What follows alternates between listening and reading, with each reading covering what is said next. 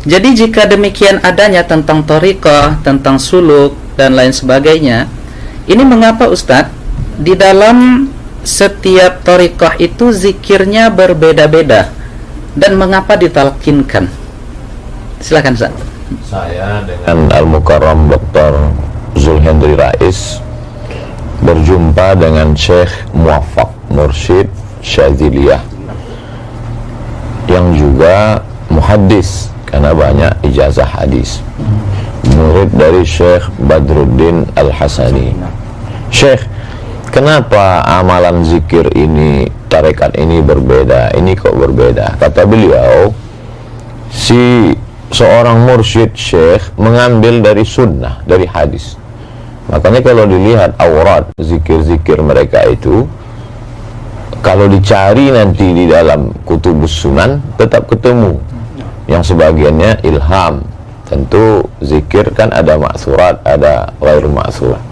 Lalu kemudian mana yang menurut dia paling mudah untuk muridnya, atau setelah istiqahah dia, atau ilham yang dia peroleh, itulah yang dia susun, dia ajarkan kepada murid-muridnya. Jadi dalam hal ini saya mengutip saja, menukil, karena saya tidak alim dalam bidang itu, lebih aslam, lebih selamat mengutip.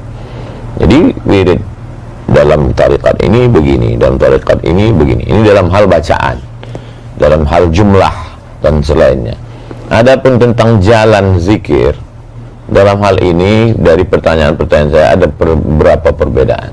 Saya tanya kepada Syekh ini tentang jalan zikir. Yang saya maksud jalan zikir itu jalan dia di dalam badan ini waktu berzikir itu.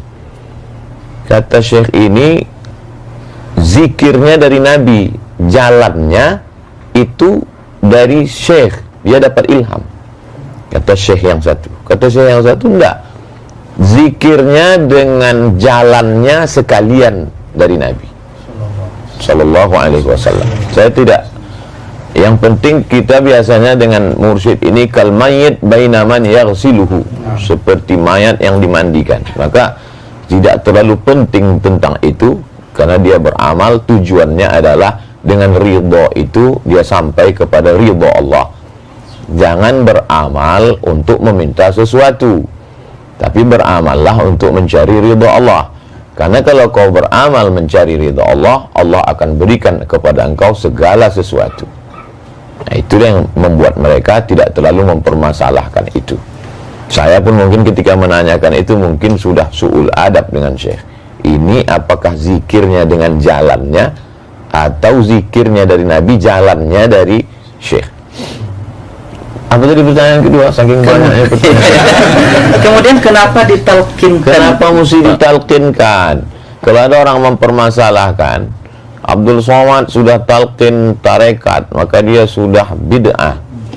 Kalau begitu, Anda juga melakukan bid'ah, karena baca Quran itu dengan talqin. Laqana yulaqqinu, mulaqqin si syekh, kita mulaqqan. Laqinu mautakum, talqinkanlah orang yang mau mati la ilaha illallah. Guru mentalqinkan la ilaha illallah, kata mulut dia, jalannya begini, kata dia. Maka talqin itu metode pendidikan dalam Islam. Bagaimana kita tahu membaca alif lam mim? Itu kan dari talqin.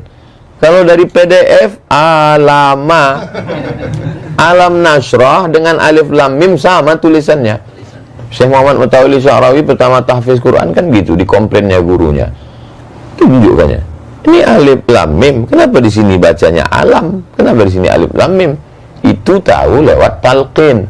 Belajar hadis pun melalui talqin. Jadi kalau ada orang mempermasalahkan talqin dalam zikir, maka bermasalahlah semua ilmu kita ini. Jadi talaqi, musyafahah itu adalah nama lain dari talqin. Hadis, akidah, kita ini rata-rata kita bertalqin ke guru kita. Maka siapa yang tak bertalqin, berarti dia dapat dari mana? Dari buku. Tahammul wal ada, level yang paling rendah adalah wijadah. Wijadah ketemu. Ketemu di mana? Ketemu di buku, walaupun itu diakui. Tapi dia tetap mesti bersambung. Dalam hal zikir, dia tidak sekedar ilmu, tapi di sana ada mauhibah, di sana ada barokah, di sana ada faid, limpahan dari tuan-tuan guru. Itulah yang kita harapkan. Maka dengan duduk ini mudah-mudahan kita semua mendapatkan limpahan faidul barakah dari Kiai Idrus Ramli, dari Buya Ar-Razi Hashim. Tapi yang paling banyak mengharapkan ini pasti barokah dari Kiai Idrus Ramli. Termasuk Buya Ar-Razi pun ingin mendapat. Wallahu a'lam. Terima kasih Prof. Abdul Somad ya, yang sudah menjelaskan dengan begitu gamblang ya tentang sebegitu indahnya. Jadi apa yang disampaikan oleh Ustaz Abdul Somad dengan Buya Ar-Razi Hashim dengan Kiai Idrus Ramli tadi, sesungguhnya apa yang kita tanyakan dengan seluruh jawaban mereka tadi menampakkan keindahan pilar ketiga di dalam ajaran agama kita itu, yaitu tentang ihsan.